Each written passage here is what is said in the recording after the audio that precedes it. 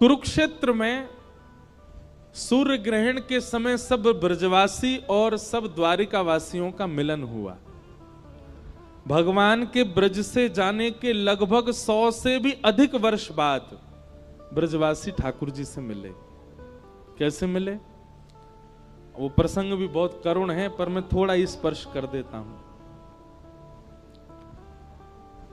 ना द्वारिका के लोगों को पता है कि वहां कुरुक्षेत्र में ब्रजवासी आने वाले हैं, ना ब्रजवासियों को पता है कि कुरुक्षेत्र में द्वारिका के लोग आने वाले हैं। ये लोग कुरुक्षेत्र गए क्यों हैं? क्योंकि एक ऐसा सूर्य ग्रहण का काल पड़ा था कि उस सूर्य ग्रहण में यदि ब्रह्म सरोवर, कुरुक्षेत्र में सरोवर है ब्रह्म सरोवर, उसके किनारे बैठ करके यदि यज्ञ अनुष्ठान आदि किए जाएं तो उसका करोड़ गुना पुण्य होता था। तो इसी भावना से द्वारिका के लोग कुरुक्षेत्र के लिए बढ़े और यहां सब ब्रजवासियों ने मन में विचार किया कि जा दिन ते कन्हैया ब्रज छोड़ के गयो है, हम तो कहीं गए नहीं, पर भैया ऐसा सुनो है कि बहुत जोर को बहुत वर्षन बाद एक सूर्य ग्रहण पड़ रहा है और या सूर्य ग्रहण में कियो गयो पुण्य करोड़ गुना फल है। तो हम सब ब्रजवासी जाकर के या सूर्य ग्रहण में अनुष्ठान करेंगे कि हमारो लाला सदैव हमारो प्रिय बनो रहे। आज पहली बार ब्रजवासी ब्रज छोड़ करके कुरुक्षेत्र जा रहे हैं, पर कैसा विधि का विधान, कैसा समय का संयोग कि वहां द्वारिकाधीश पहले ही पहुंचे हुए हैं।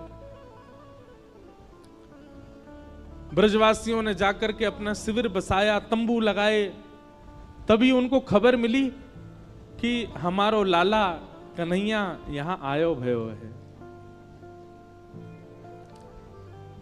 ब्रजवासी सब रुदन करने लगे, संकुचित हो गए कि जाएं कि नहीं जाएं। भैया हमने सुनिए पहले मथुरा को राजा बनो और फिर मथुरा से जा करके समुद्र के बीच सोने की नगरी बनाई है बहुत बड़ी द्वारिका, वाको राजा बन गो हमारो लाला। मधुमंगल श्रीदामा तो बात कर रहे हैं, बोले हमने तो यही सुनी है कि आजकल कृष्ण कन्हैया गोपाल गोविंद या नाम से कोई ना पुकारे वाकू। अरे बड़ो लंबा चौड़ो नाम है गो लाला को। मथुराधिपति वसुदेव नंदन देवकी नंदन द्वारिकाधीश श्री कृष्ण चंद्र भगवान, इतना बड़ो नाम है लाला को। श्रीदामा बोलो अरे तेने छोटो बताओ या तू बड़ो है? बोले कहा है? मथुराधिपति वसुदेव नंदन देवकी नंदन ब्रज उर चंदन गौ ब्राह्मण संत प्रतिपालक श्री द्वारिकाधीश कृष्ण चंद्र भगवान। सब ब्रजवासी आपस में ऐसी ऐसी चर्चा कर रहे हैं और मन में विचार कर रहे हैं हम जाएं एक बार लाला को देखवे।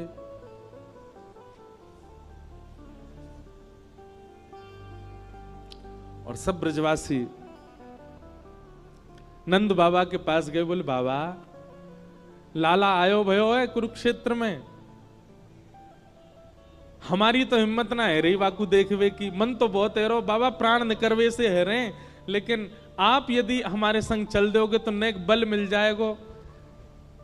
लाला अब तो बहुत बड़ो राजा बन गए, पासते तो मिलेगो नहीं, लेकिन बाबा आपकी कृपा से कोई खिड़की ते हमको दिख जाएगो, वाकू देख तो लेंगे इतने वर्ष बाद कैसो दिखे कैसो है गयो। अब नंद बाबा बोले ना भैया मन तो मेरो भी है, चलो सब लोग चलें जाके लाला को दर्शन करके आवे। यशोदा मैया नंद बाबा सब गोपियां ब्रजवासी सब गए। यहां द्वारिका के शिविर में क्या हो रहा था? रत्न सिंहासन पर भगवान विराज रहे हैं और भारतवर्ष के समस्त वेदज्ञ, समस्त ऋषि, समस्त महान मुनि सब सामने बैठे हैं। कोई त्रिपुंडधारी, कोई ऊर्ध्वपुंडधारी, सब लोग अपने हाथ में दूर्वा लिए, कुशा लिए, बिल्वपत्र लिए, तुलसी दल लिए, सब ठाकुर जी की आराधना कर रहे हैं। सूर्य ग्रहण चल रहा है, भगवान योग निद्रा में बैठे हैं और बड़े बड़े वेदज्ञ साक्षात वेद खड़े होकर के मंत्रों का उच्चारण कर रहे हैं। हजारों की तादाद में लोग द्वारिकाधीश का दर्शन कर रहे हैं और ठाकुर जी की एक अद्भुत अर्चना चल रही है वहां पर। तभी उन हजारों की भीड़ में सबसे पीछे नंद बाबा, यशोदा मैया, श्रीदामा, तन सुखा, मन सुखा, धन सुखा, मधुमंगल सब पहुंच गए। और जैसे ही दूर से जाकर के ठाकुर जी को देखा, नेत्रों से अश्रुपात होने लगे। बोले बाबा, लाला हमारो राजा बन गो है, देखियो कितने बड़े सिंहासन पर बैठो है। लेकिन बाबा इतने बरस बाद आ जाओ लाला, देखो वैसे ही लगे नेक 100 वर्ष से अधिक को है गयो लाला, लेकिन आज भी ऐसा लग रहा हो 16 वर्ष को ये का। और ये बात सत्य है, ठाकुर जी 16 वर्षीय ही रहते हैं। इसके बाद ठाकुर जी पर काल चक्र का क्रम नहीं होता। 16 वर्ष के बालक की भांति ठाकुर जी की आयु रहती है।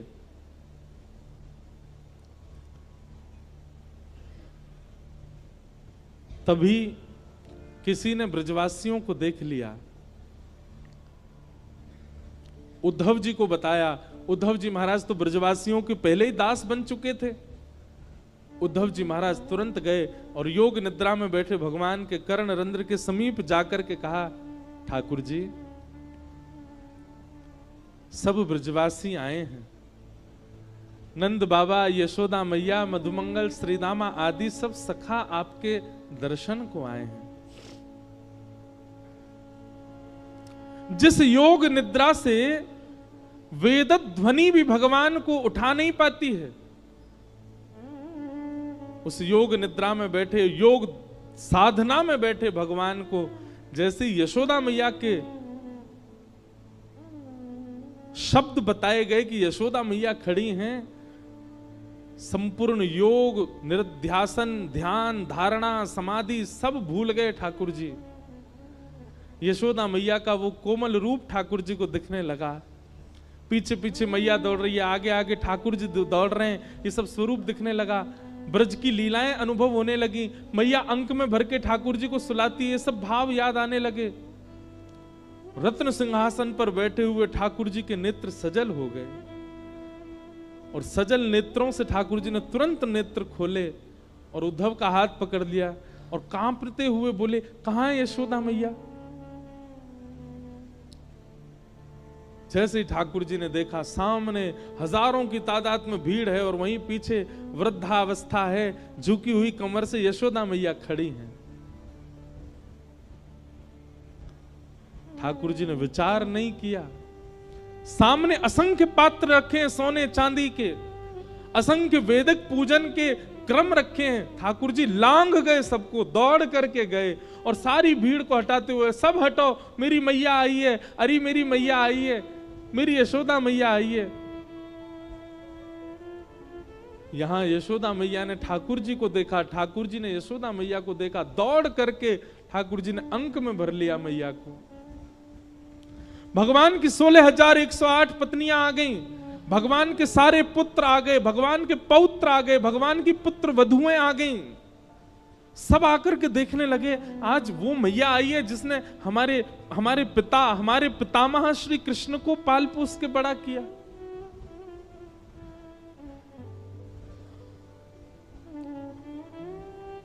मैया के एक एक अंग को ठाकुर जी छू छू करके अपने हृदय से लगा रहे हैं और बार बार रुदन करते करते मैया को अंक में भर लेते हैं।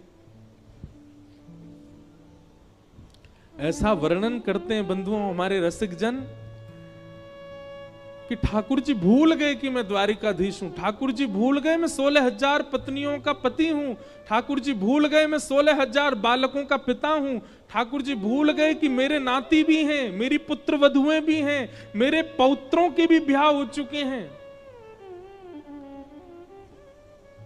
और ठाकुर जी अचानक से नंद नंदन बन गए, वृंदावन के श्री कृष्ण बन गए। और मैया तो बोले, मैया बहुत दिन आए गए, तेरो दूध नाए पियो, जल्दी बैठ, मुंह को तेरी गोद में लेटनो है, तेरो दूध पान करनो है। और नन्हे बालक की तरह ठाकुर जी रुदन करने लगे। उस कुरुक्षेत्र के द्वारिका शिविर में यशोदा मैया बीच आंगन में बैठी हैं और गोद में द्वारिकाधीश लेटे हैं और मैया के वक्ष से दुग्ध पी रहे हैं। इस दृश्य को देख करके रुक्मणी आदि पत्नियां सब मानो जैसे स्तब्ध हो गए। ठाकुर जी ने मुकुट उतार के दूर फेंक दिया, अपने आभूषण उतार दिए और लिपट गए मैया से।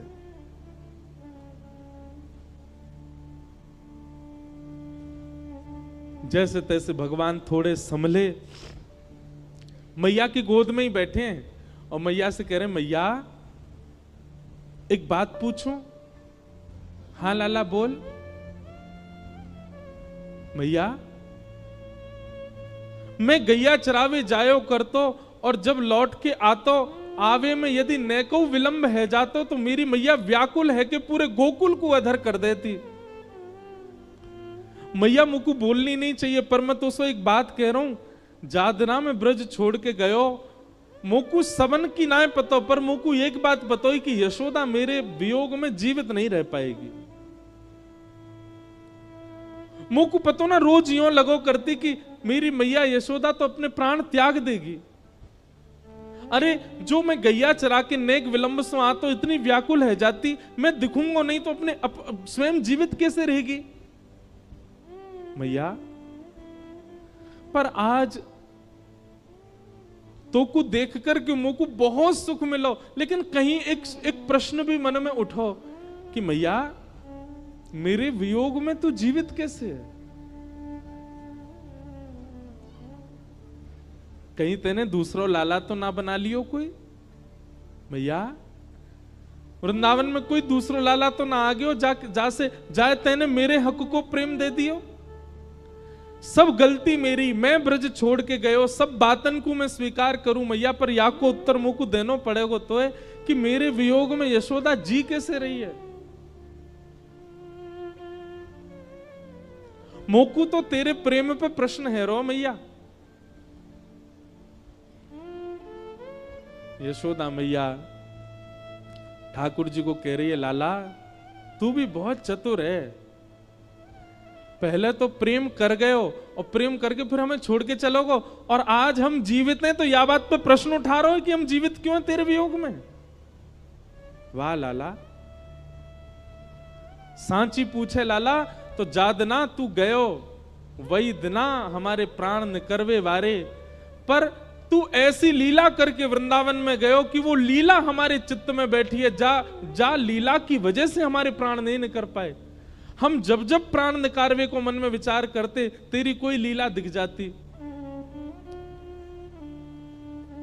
तेरो पलना में सोनो, अपने काजल को फैला लेनो, रोज रोज नहाए नहानो और जादना में नवावे ले जाऊं, रो रो के घर बेहाल कर देनो, गैया चरानो, बंशी बजानो, ये सब लीला हमारे चित्त में निरंतर चलती रहे लाला।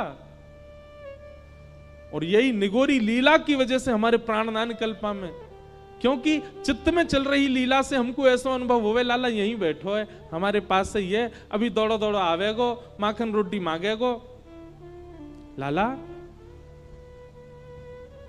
कैसे करके हमारे हृदय से यार लीला को निकाल दे, देख फिर हम जीवित रह पाए कि नहीं।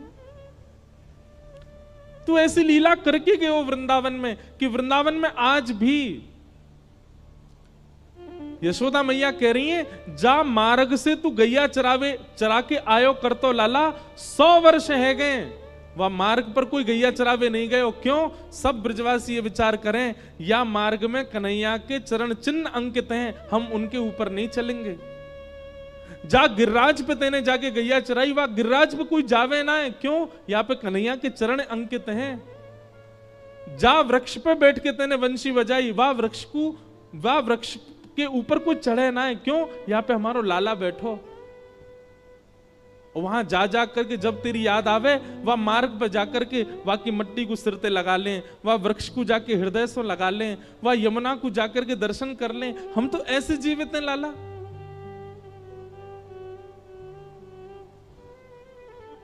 और तू आज हमसे ही पूछ रहा है कि हम जीवित कैसे हैं। वास्तव में तू छोड़ के चलोगे, लेकिन तेरो वृंदावन वो साक्षात तेरो ही स्वरूप है लाला।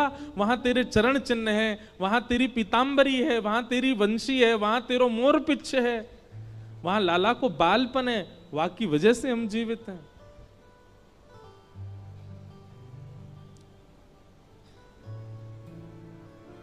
ठाकुर जी ग्रहण में अनुष्ठान कुछ नहीं हुआ। ठाकुर जी यशोदा मैया की गोद में बैठे हैं, मैया को बार बार हृदय से लगा रहे हैं। नंद बाबा को हृदय से लगा रहे हैं, सब ब्रजवासी को हृदय से लगा रहे हैं।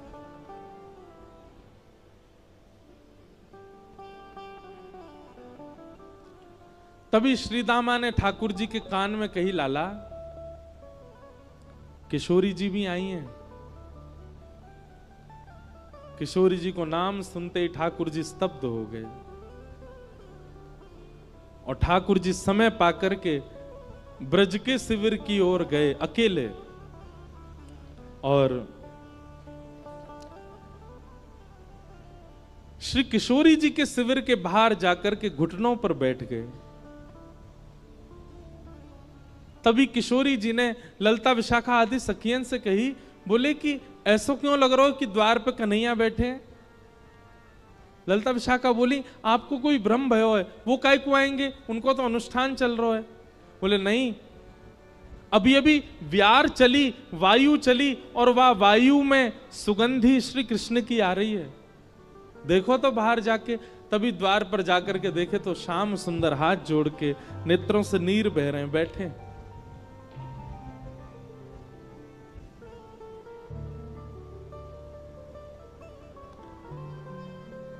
बहुत सुंदर प्रसंग है। किशोरी जी और ठाकुर जी का मिलन हुआ और फिर ठाकुर जी ने वहां रास बिहार किया। उस रास बिहार का दर्शन भगवान की समस्त पटरानियों ने किया, और उस रास बिहार में श्री किशोरी जी का रूप देख करके भगवान की सारी पटरानियां मूर्छित हो गई सौंदर्य देख करके किशोरी जी का। इतनी सुंदर हमारी श्यामा जी। मैं कथा के विश्राम में एक भाव किशोरी जी के चरणों में निश्चित रखता हूं। आज भोपाल की कथा विश्राम करते हुए भी श्री किशोरी जी से प्रार्थना करें, हे श्यामा जी, मोहे तो भरोसो है तेरो रे किशोरी राधे, मोहे तो भरोसो है तेरो रे किशोरी राधे, मोहे तो भरोसो है तेरो रे किशोरी राधे। नेत्र बंद करके किशोरी जी का स्मरण करके सब गाओ। तेरो रे किशोरी राधे, मोहे तो भरोसो है तेरो रे किशोरी राधे, मोहे तो भरोसो है तेरो रे किशोरी राधे, मोहे तो भरोसो है तेरो रे किशोरी राधे,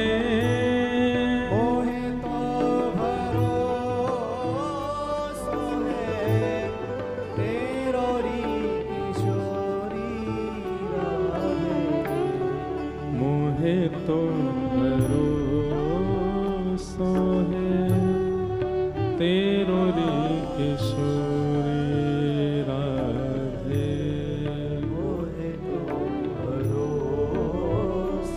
है तेरो रे किशोरी राधे, साधनहीन दीन में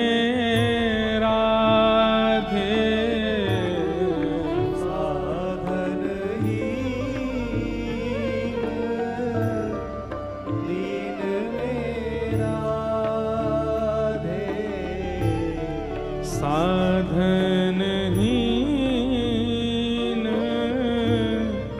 दीन में राधे, साधन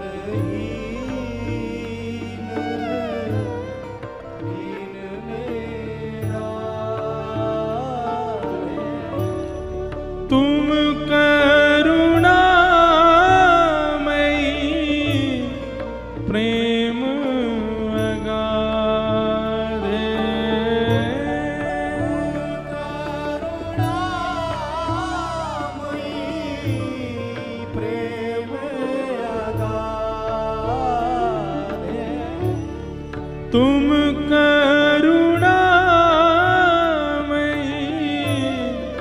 प्रेम अगाधे।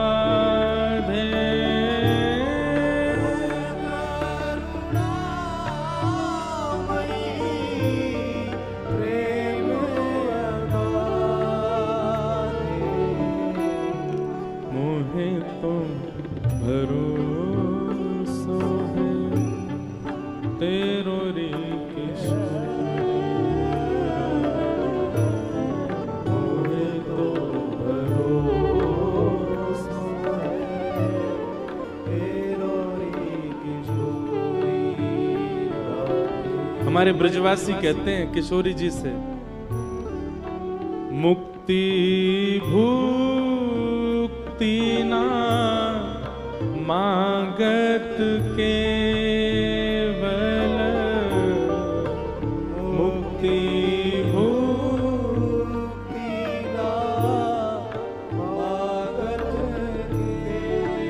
केवल। हमें मुक्ति नहीं चाहिए, भुक्ति नहीं चाहिए, केवल एक बात चाहिए किशोरी जी, मुक्ति भुक्ति ना मांगत केवल, मुक्ति भुक्ति ना मांगत। फिर क्या चाहिए? अपनो जान संभालो किशोरी राधे,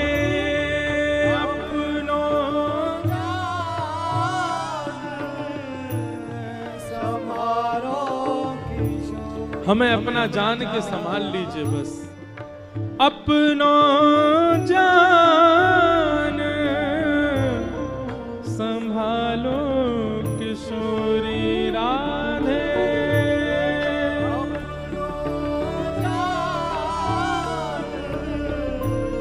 संभालो किशोरी राधे।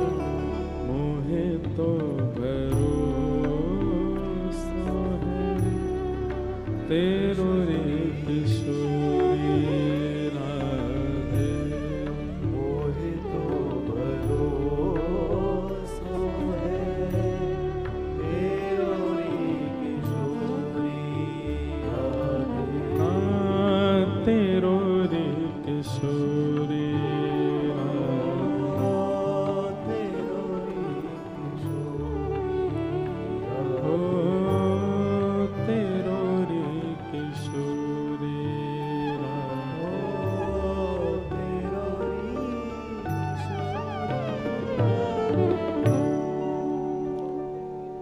रुक्मणी जी की स्थिति ऐसी बताई जाती है कि भगवान श्री कृष्ण से कभी विलग नहीं हो सकती रुक्मणी जी, पर श्री किशोरी जी का दर्शन करके रुक्मणी जी के चित्त में इतना प्रेम आह्लाद प्रकट हो गया कि श्री किशोरी जी के चरणों में प्रणाम करते हुए रुक्मणी जी कहती हैं कि आप हमें अपनी शरण में रख लीजिए और सदा के लिए ब्रज में ले चलिए। हम द्वारिका छोड़ने को तैयार हैं, अपने प्राणेश श्री कृष्ण के बगैर रहने को तैयार हैं, पर आपके बगैर अब नहीं रह पाएंगे।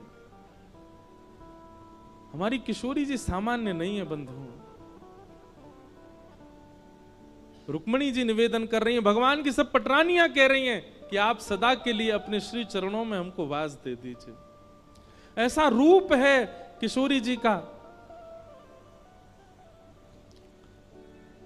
जिनके रूप दर्शन मात्र से सारे संशय विनाश हो जाते हैं, चित्त को एक ठौर मिल जाती है, कोई विकार चित्त में रह नहीं पाता। बस एक ही इच्छा होती है, एक कोने में कहीं बैठ जाएं और केवल इनको निहारते रहें और कुछ ना करें। हरिराम व्यास जी गाते हैं, किशोरी तेरे चरणन की रज पाऊं, बैठी रहूं कुंजन के कोने, श्याम राधिका गाऊं, किशोरी तेरे चरणन की रज पाऊं। जारज को ब्रह्मादिक तरसत, सूरज शीश चढ़ाऊं। व्यास स्वामिनी की छवि निरखूं, विमल विमल यश गाऊं। किशोरी तेरे चरणन की रज पाऊं।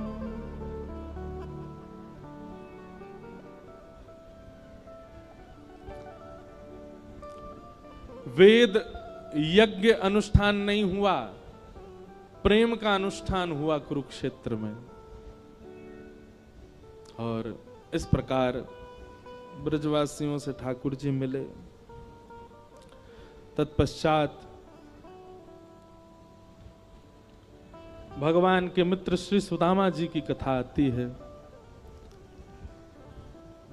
भगवान के एक सखा हैं जिनका नाम श्री सुदामा जी बताया गया, जो कि अत्यंत दीन, अत्यंत दैन्य, अत्यंत निर्धन हैं, पर दरिद्र नहीं है। दरिद्र किसको कहते हैं बंधुओं? असंतोषी व्यक्ति को दरिद्र कहा जाता है। सुदामा जी जैसा संतोषी कोई नहीं है। दरिद्र किसको कहते हैं? जितना मिला उसमें जो संतुष्ट ना रहता हो उसको दरिद्र कहा जाता है। सुदामा जी दरिद्र नहीं है। सुदामा जी तो इतने संतोषी हैं कि कभी कहते ही नहीं है कि श्री कृष्ण मेरे सखा हैं। पर एक दिन सुशीला उनकी पत्नी के कहने पर कि आप द्वारिका जाइए, आपको सौगंध है मेरी। सुदामा जी मन में विचार करने लगे, मेरी दीन दशा देख करके कोई ये ना सोचे कि मैं कुछ मांगने आया हूं, इसलिए मैं द्वारिका नहीं जाता। दूसरी बात, द्वारिका ना जाने की सुदामा जी कहते हैं कहीं मेरी दीन दशा देख करके कोई ये ना सोचे कि श्री कृष्ण का सखा ऐसा, ये कैसे भक्तवत्सल है जो अपने सखा को नहीं संभाल पाए, दुनिया को क्या कृपा करेंगे। कहीं कोई ये प्रश्न ना उठा ले, इसलिए सुदामा जी द्वारिकाधीश के पास नहीं जाते।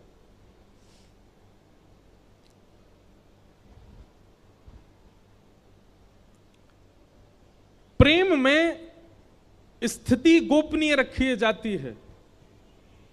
जो प्रेमी अपनी स्थिति का बहुत चिल्ला चिल्ला करके बखान कर देता हो वो प्रेमी नहीं होता।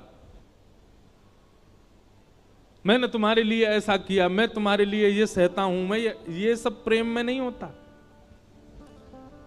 प्रेम में सह लिया जाता है चुप रह करके। ठाकुर जी से शिकायत करने वाले कभी ठाकुर जी से प्रेम नहीं कर सकते। ठाकुर जी से प्रेम करने वाले अपने जीवन में आई हुई विषमताओं को भी सह लेते हैं, लेकिन ठाकुर जी से कभी नहीं कहते। सुदामा जी ने कुछ नहीं कहा, कभी नहीं कहा, सब सहते हैं। और क्षमा करना, जहां सहा ना जा रहा हो वो स्वार्थ है, प्रेम नहीं है। प्रेम में तो सहा जाता है। और सुदामा जी अकेले नहीं सह रहे हैं, सुदामा जी की पत्नी भी सह रही है, सुदामा जी के बच्चे भी सहते हैं। और सुदामा जी सबको सहने की शक्ति प्रदान करते हैं कि सहो, पर ठाकुर जी से नहीं कहेंगे।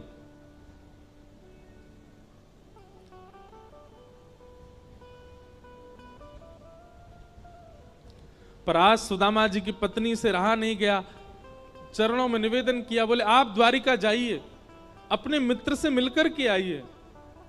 सुदामा जी बोले देवी तुम निश्चित इसलिए भेज रही हो ना ताकि मेरी दीन दशा देख करके वो करुणा निधान मुझ पर कुछ अनुग्रह कर दें।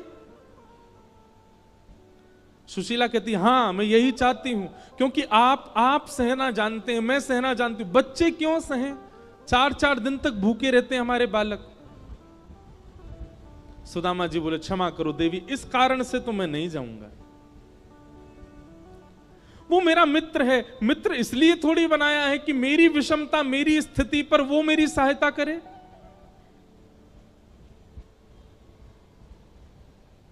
मित्र तो इसलिए बनाया है, सखा तो इसलिए बनाया है ताकि जैसी भी स्थिति है पर उससे कभी कुछ मांगू ना, केवल दिया करूं। सुशीला कहती है ऐसी भावना द्वारिकाधीश ने भी रखी होती है आपके प्रति, वो भी कुछ दे देते आपको। सुदामा जी कहते क्या नहीं दिया? देखने के लिए दृष्टि द्वारिकाधीश ने दी है, सुनने के लिए कान द्वारिकाधीश ने दिए हैं, सुगंधि के लिए नासिका दी है, रस के लिए जिह्वा दी है, कर्म के लिए हाथ दिए, चलने के लिए पांव दिए, सोचने के लिए बुद्धि दी। और क्या चाहती हो तुम द्वारिकाधीश से? भगवान ने व्यवस्था सारी दी है, अब इस व्यवस्था से उपभोग करना या ना करना यह हमारे कर्म पर निर्भर है। हम इसके लिए द्वारिकाधीश को क्यों टोकें? लेकिन सुशीला को आज ज्ञान समझ नहीं आ रहा था।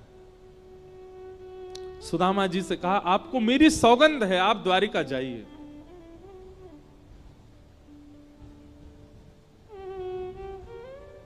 सुदामा जी महाराज गुरुकुल में मिले थे ठाकुर जी को, और गुरुकुल के बाद आज पहली बार द्वारिकाधीश का दर्शन करने जा रहे हैं, वो भी सुशीला ने सौगंध दी इसलिए। लेकिन इतना संकोच कर रहे हैं। एक बात याद रखिएगा बंधुओं, प्रेम में प्रेमी का गहना क्या है? संकोच। अगर वो संकोच नहीं करता है कुछ भी कहने में, बताने में, बोलने में, तो भी प्रेम में कहीं ना कहीं चूक है। जिससे हमारा अति प्रेम होता है उसके सामने संकोच भी होता है। वो बात अलग है, व्यवहार जगत में हम कहते हैं अब तो हम मित्र हैं, अब संकोच की कैसी बात, अरे अब तो तुम हमारे परिवार के हो, अब संकोच की कैसी बात। पर नहीं, संकोच गहना है मानव का, थोड़ा तो चित्त में होना चाहिए।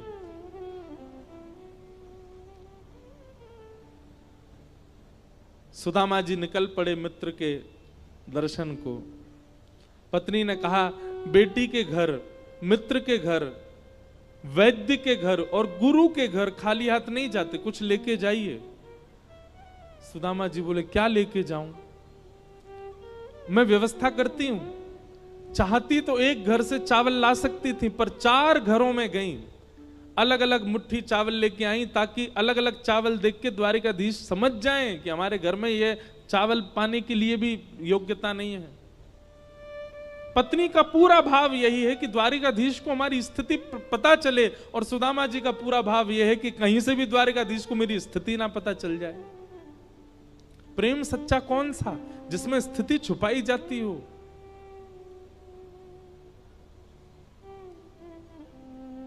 लेकिन पत्नी के सौगंध पर वाद्य होकर के चले गए। द्वारिका पहुंचे,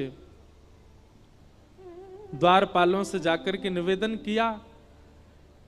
जाते ही परिचय क्या दे रहे हैं सुदामा जी? मेरी तन की स्थिति देख करके, मेरे वस्त्र देख करके, मेरी दीनहीन अवस्था देख करके आप लोग ये बिल्कुल मत सोचिएगा कि मैं कुछ मांगने के लिए आया हूं।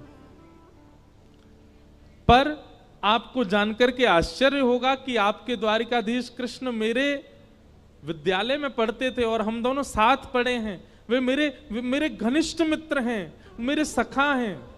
मैं बहुत वर्षों बाद उनके दर्शन करने को आया हूं। मेरा नाम सुदामा है। आप जाकर के उनको निवेदित कर दीजिए, और कदापि यदि वो कहीं व्यस्त हों तो आप दूर से मुझे दर्शन करा दीजिए। मैं दर्शन करने आया हूं, मैं दर्शन करके चला जाऊंगा। द्वारपालों ने भीतर जाकर के भगवान श्री कृष्ण को, ठाकुर जी प्रसाद पा रहे थे, सब पत्नियां व्यंजन लेकर के खड़ी हैं, भगवान प्रसाद आरोग रहे हैं। द्वारपालों ने जाकर के कहा क्षमा करें भगवान, द्वार पर एक दीनहीन से ब्राह्मण आए हैं, तन की स्थिति ज्यादा उचित नहीं, पैरों में छाले पड़ चुके हैं, शरीर ऐसा है कि एक एक हड्डी आप गिन सकते हैं, तन पर 2 वस्त्र पहने, दोनों वस्त्र भी फटे उधरे हुए हैं, देखने में तो याचक लगते हैं, पर बार बार मना कर रहे हैं कि मैं कुछ मांगने नहीं आया हूं। अपने आप को आपका बचपन का सखा बता रहे हैं, आप दोनों विद्यालय में साथ पढ़े हैं। उन्होंने अपना नाम सुदामा बताया है। भगवान कवल तोड़ करके मुख की ओर ले जा रहे थे, सुनते जा रहे थे, और जैसे ही कवल समीप आया तभी कहा, उन्होंने अपना नाम सुदामा बताया। ठाकुर जी वहीं रुक गए। सुदामा जी आए हैं द्वार पर, मेरे सखा सुदामा आए हैं। जी नाथ, सुदामा जी आए और तुम उनको द्वार पे छोड़ आए, भीतर नहीं लेके आए। द्वारिकाधीश दौड़ पड़े द्वार की ओर। मंत्री, सेनापति, महामंत्री, पत्नियां सब पीछे दौड़ रही हैं। ऐसा कौन आ गया जिसके लिए भोजन छोड़ के भागे? मुख्य द्वार पर दीनहीन से सुदामा जी खड़े हैं। ठाकुर जी ने कस करके हृदय से लगा लिया। रुदन करते हुए सुदामा जी के श्री अंग को भिगो दिया ठाकुर जी ने। द्वारिका के लोग इस दृश्य को देख करके भावुक हो गए। दीनहीन सा एक ब्राह्मण आया और ठाकुर जी उसको इतना प्रेम दे रहे हैं। भगवान ने इतना कस के हृदय से लगाया सुदामा जी को कि कभी कभी तो बीच में ऐसा अनुभव होने लगा था कि कहीं सुदामा जी ठाकुर जी में विलीन ना हो जाएं। बार बार सुदामा जी को देखते हैं, फिर हृदय से लगाते हैं। इस प्रकार ठाकुर जी ने सुदामा जी पर अनुग्रह किया। अपने रत्न सिंहासन द्वारिका की गद्दी पर लाकर के बिठा करके भगवान ने, देख सुदामा की दीन दशा, करुणा करके करुणा निधि रोए, पानी परात को हाथ छुयो नहीं, नैनन के जल सो पग धोए। सुदामा जी के चरणों को एक परात में रख के भगवान ने अपने नेत्रों के अश्रुओं से उनके चरण धोए। पूरी द्वारिका आज भावुक हो गई है सुदामा जी के आगमन से। सब सुदामा जी के चरणों में दंडवत प्रणाम कर रहे हैं। आपने हमारे द्वारिकाधीश को इतना भावुक कर दिया। आप जैसे सखा हैं हमारे द्वारिकाधीश के। सुदामा जी महाराज भगवान श्री कृष्ण का अति प्रेम प्रस्तावित हुआ। भगवान ने अनुग्रह किया। सुदामा जी वापस गए तो बड़े बड़े महल बन चुके थे। सुदामा जी ने पत्नी से कहा, तुम महलों में रहो, मैं तो वन में जाके भजन करूंगा। पर तभी ठाकुर जी एक रूप से प्रकट हो गए और कहा, यदि महल में मैं संग रहूं तो यहां भजन करोगे? सुदामा जी बोले, आप संग रहोगे तो रहूंगा। सुदामा जी को आश्वासन भगवान ने किया, एक रूप से सदा हम आपके साथ महल में रहेंगे, आप यहीं रह के भजन करो। और इस प्रकार सुदामा जी पर कृपा करके भगवान ने अनुग्रह किया। बोलो भक्तवत्सल भगवान की। आगे बंधुओं, यदुवंशियों को श्राप लगा। भगवान के मना करने पर भी भगवान के पुत्रों ने जाकर के संतों का अपमान किया, जिसके कारण यदुवंशियों को श्राप लगा और लड़ते झगड़ते सारे यदुवंशी आपस में मर गए। बलराम जी महाराज अपनी लीला पूरी करके क्षीर सागर में प्रवेश कर गए। भगवान ने उद्धव को ज्ञान उपदेश प्रदान किया और ज्ञान उपदेश के उपरांत ठाकुर जी एक वटवृक्ष के नीचे बैठे थे। तभी एक भेलिया ने बाण ठाकुर जी के श्री चरणों में मारा।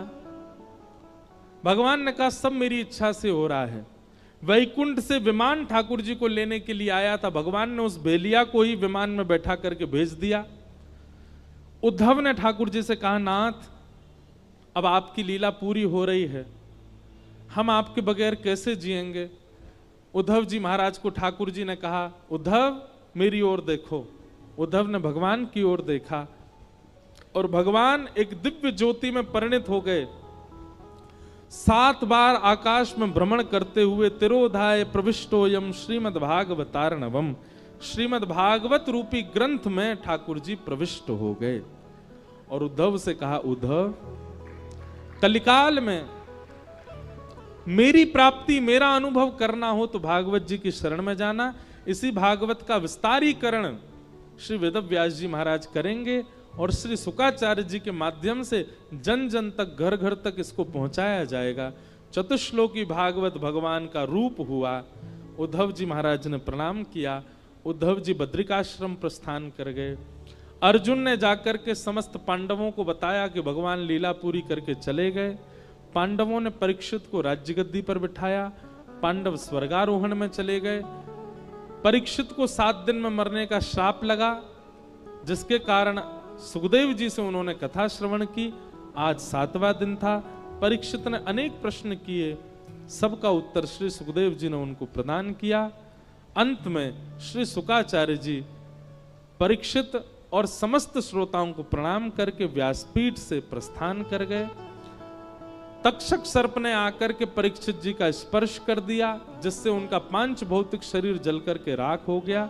उनकी दिव्य चेतना एक विमान में विराजमान होकर के भगवत धाम को प्रस्थान कर गई।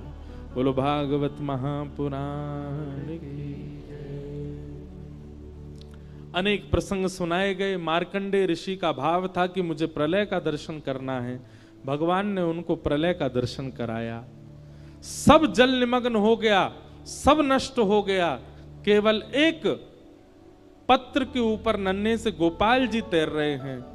करार बिंदेन पदार बिंदम मुखार बिंदे विनवेशयंतम वटस्य पत्रस्य पुटे शयानम बालम मुकुंदम मनसा स्मरामि। श्री कृष्ण गोविंद हरे मुरारे, हे नाथ नारायण वासुदेव, जिह्वे पिबस्वामृतमेतदेव, गोविंद दामोदर माधवेति। इस प्रकार भगवान ने मार्कंडेय जी को दर्शन कराया। सब कथाएं सुनाई गई। सबको हम प्रणाम मात्र करते हैं, वंदन मात्र करते हैं। श्रीमद् भागवत जी का अंतिम श्लोक सब लोग 3 बार मेरे साथ में बिल्कुल मेरुदंड सीधा करके नेत्र बंद करके ठाकुर जी का चिंतन करते हुए 3 बार सब लोग मेरे साथ बोलेंगे।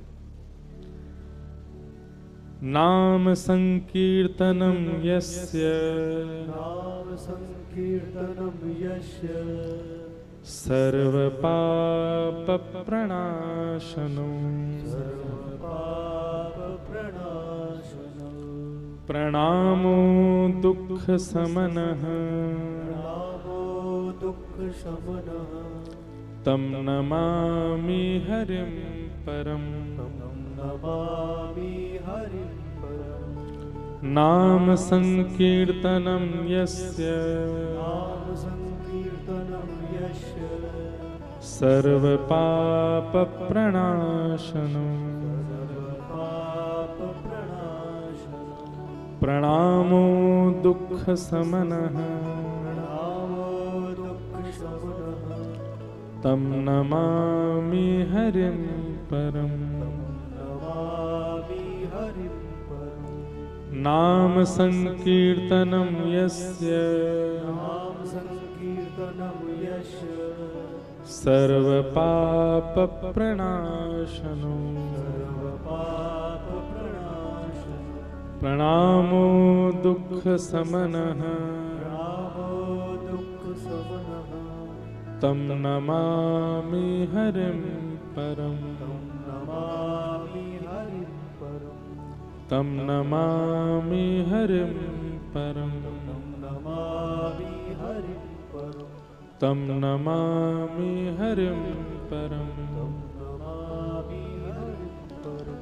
बोलो वृंदावन बिहारी लाल की जय, श्री राधा रमण लाल की जय, श्री राधा वल्लभ लाल की जय, भागवत महापुराण की जय, सब संतन की जय, सब भक्तन की जय, सब विप्रन की जय, समस्त ब्रजवासीन की जय, पंचमुखी हनुमान जी महाराज की जय, दुर्गा मैया की जय, जय श्री राधे, जय जय श्री राधे, जय जय श्री राधे। नमः पार्वती पतये, हर हर महादेव।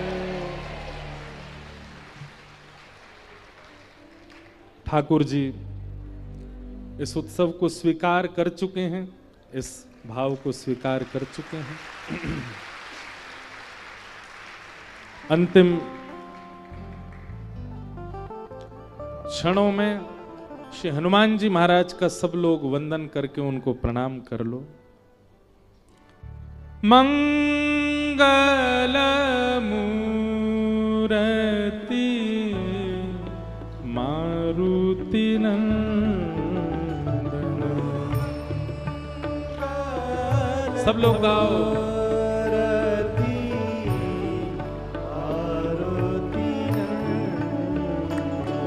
हे मंगल मूर्ति मारुति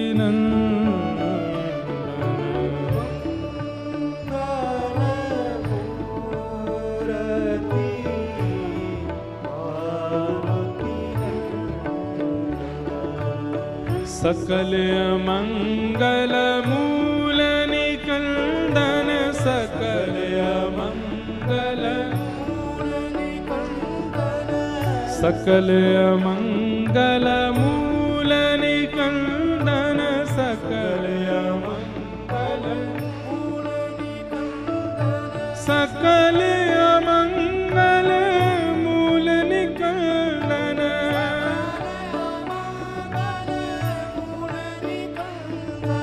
सकल मंगल मूल निकंदन।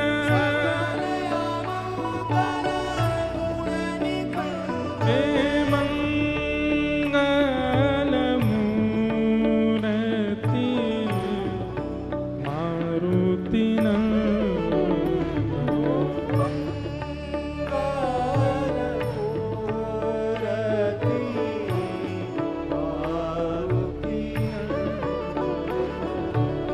वंदो राम लखन वैदेही वंदो राम वंदो राम लखन वैदेही वंदो राम ये तुलसी के परम स्नेही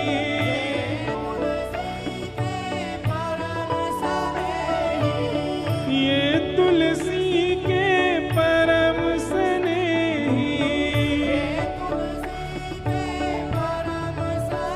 हे मंगल मूर्ति मारुति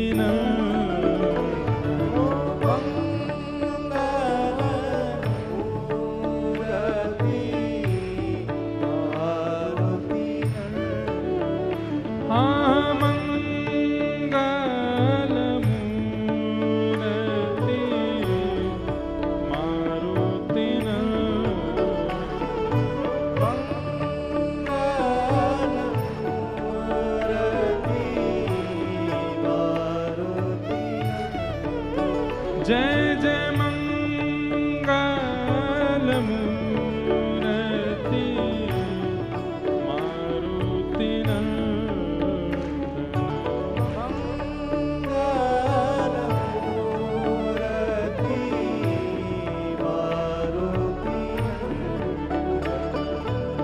जय जय जय हनुमान गोसाई जय जय जय जय जय जय हनुमान गोसाई जय जय जय हनुमान गोसाई कृपा करहु गुरुदेव की नाई कृपा करहु गुरुदेव की नाई हे कृपा करहु गुरुदेव की नाई कृपा करहु गुरुदेव की नाई हे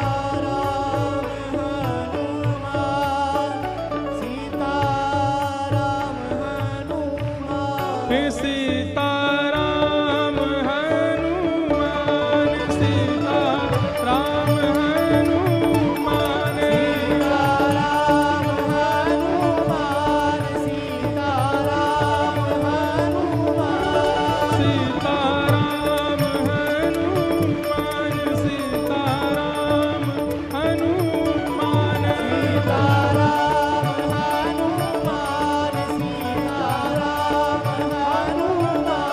हनुमान, सीताराम सीताराम हनुमान, सीताराम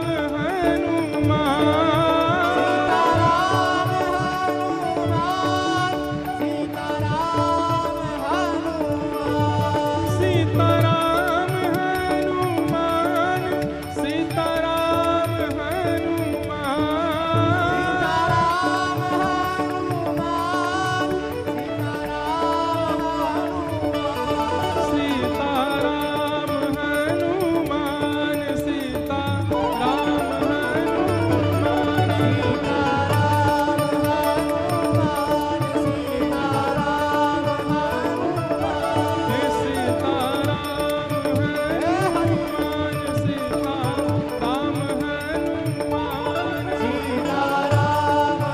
हनुमान, सीताराम हनुमान, जिनकी कृपा से यह रस प्रकट वृंदावन अभिराम, जिनकी कृपा से रस प्रकट वृंदावन अभिराम। हे सप्तनिधिन को ही उजियारो, सप्तनिधिन को उजियारो, हम सबको मिलवावे वारो, हम सबको मिलवावे वारो, और यह आनंद करवावे वारो, यह आनंद करवावे वारो, और यह सुख में डुबावे वारो, डुबावे वारो। हे हमारो गिरधर लाल, वृंदावन प्यारो वृंदावन, वृंदावन प्यारो वृंदावन, हे श्री वृंदावन मेरो वृंदावन, वृंदावन मेरो वृंदावन, यह आनंद करवावे वारो, आनंद करवावे वारो, हे यह आनंद करवावे वारो, आनंद करवावे वारो। हे हमारो गिरधर लाल, वृंदावन मेरो वृंदावन, ओ वृंदावन प्यारो वृंदावन, हे श्री वृंदावन प्यारो वृंदावन। वृंदावन मेरो वृंदावन। अब कथा विश्राम की ओर है। आप सब लोगों को जय श्री कृष्ण, जय सिया राम, जय श्रीमन नारायण, जय जय श्री राधे।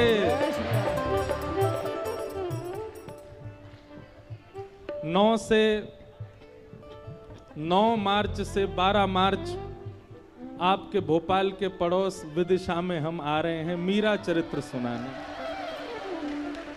सुनो तो 2030 में नहीं 2025 में ही आ रहे हैं। 4 दिन का मीरा चरित्र का क्रम है। श्री मीराबाई का चरित्र वहां होगा। तो 9 मार्च से 12 मार्च सब लोग सादर आमंत्रित हैं। तब तक के लिए सबको जय श्री कृष्ण, प्रेम और भाव से भुजा उठा करके जय राधे राधे, श्री राधे राधे, जय राधे राधे, श्री राधे राधे, जय राधे राधे, श्री राधे राधे, विश्व भानु दुलारी बरसाने वारी, श्री कृष्ण प्यारी,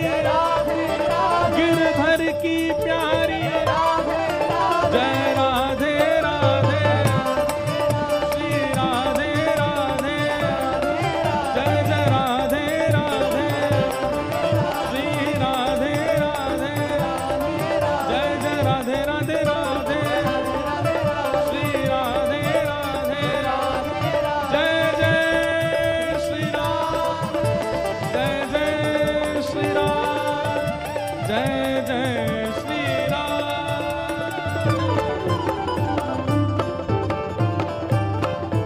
बोल वृंदावन बिहारी लाल की, श्री राधा रमण लाल की, श्री राधा वल्लभ लाल की, प्यारे गिरधर लाल की, पूछरी के लौटा की, हु प्यार। क्या बात है वंशी वारे, शाबाश। जय श्री कृष्ण।